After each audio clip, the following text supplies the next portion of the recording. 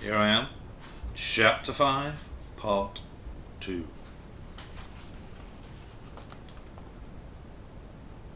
It wasn't only the old man's laws, nor the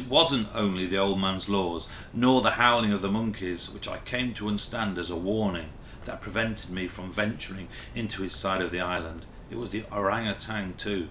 He had seemed placid enough, but I had no idea how he or his friends might react if they found me in their territory. I kept wondering too what other creatures might lurk unseen, waiting to ambush me in the dark damp of the forest.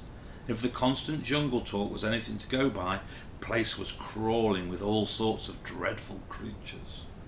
Just the thought of the orangutan and the terrors of the unknown in the forest were quite enough to deter me, even to stifle both my curiosity and my courage. So I kept largely to my beach, my cave, and the forest track up to my hilltop. From high on my hill I did catch distant glimpses of the old man. Often in the mornings I would see him spearfishing in the shallows, sometimes alone, but often accompanied by a group of orangutans who sat on the beach and watched him. 14 or 15 of them I counted once. Occasionally he would be carrying one of the young ones on his back. When he moved amongst them, it seemed almost as if he was one of them. Time and again I tried to stay awake until the old man came with the food at night, but I never managed it. I never even heard him, not once. But every morning the water would be there, the fish too. It often tasted smoky these days, which I liked better. The fruit would not always be the same. Much of it was strangely scented, and not at all to my liking. I ate it anyway. Besides bananas and coconut and berries, he would leave me breadfruit or jackfruit. At the time, of course, I had no idea what they were. I ate everything, but not so greedily now. I would try to save some of the fruit from an evening meal, but I could never bring myself to save the red bananas. They were just too delicious, and not to eat all at once. My recurring nightmare was the mosquitoes at night. From dusk onwards they searched me out, buzzed in on me and ate me alive. There was no hiding place. My nights were one long torture, and in the morning I would scratch myself raw in places.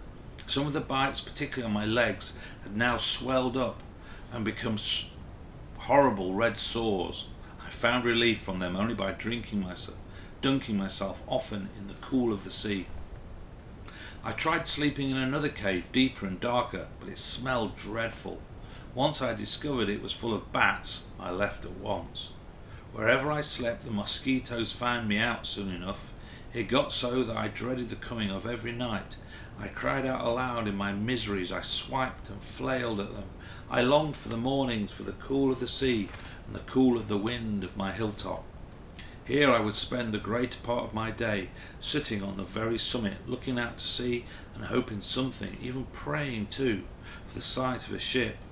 I would close my eyes tight shut and pray for as long as I could, and then open them again.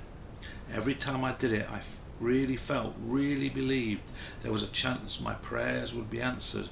But this time I would open my eyes and see the Peggy Sue sailing back to rescue me, but always the great wide ocean was empty.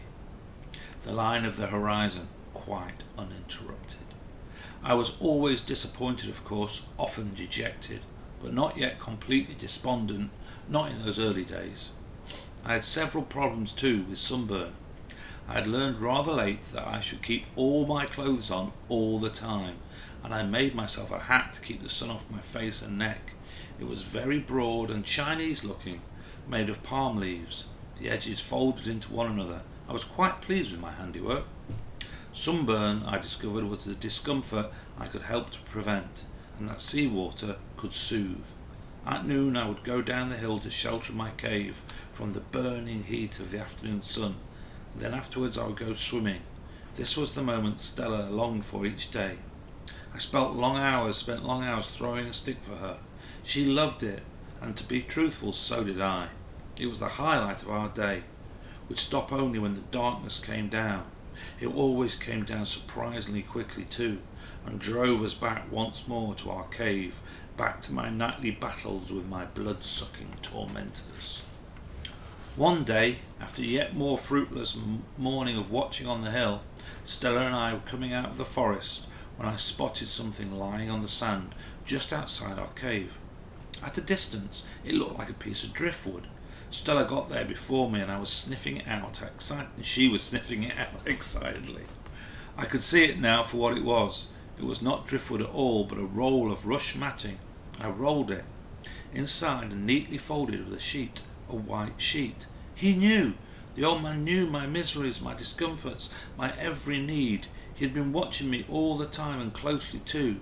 He must have seen me scratching myself, seen the red wheals on my legs and my arms, seen me sitting in the sea every morning to soothe away my sores. Surely this must mean that he had forgiven me now for lighting the fire. I carried the matting inside the cave, unrolled it, wound myself in the sheet, and just lay there, giggling with joy. I could pull the sheet right up over my face. Tonight there would be no way in for those cursed mosquitoes. Tonight they would go hungry. I went racing along the beach to the boundary line, where I stopped, cut my hands to my mouth and shouted, thank you for my bed, thank you. Didn't really expect an answer, and none came. I hoped he might come himself, but he didn't, so I wrote my thanks in the sand right by the boundary line and signed it. I wanted so much to see him again, to talk to him, to hear a human voice. Stella had been a wonderful companion to me, good for confiding in, good for a cuddle, good for a game, but I so missed human company. My mother and my father are lost to me now, perhaps forever. I longed to see the old man, to speak to him, even if he was a bit mad, even if I couldn't understand much of what he was saying. That night I was determined to stay awake for him, but comfortable in my new matting bed, protected by my swaddled in my sheet, I went to sleep quickly and never woke once. The next morning, after breakfast of fish and jackfruit and coconut, Stella and I made our way back up to the top of my hill, or Watch Hill as I have now called it. The other one I named His Hill. I was repairing my Chinese hat, replacing some of the palm leaves. It never seemed to hold together for very long. When I looked up and saw a ship on the horizon, there was no mistake. It was the long, bulky profile of a supertanker. End of chapter 5 of Kensuke's Kingdom.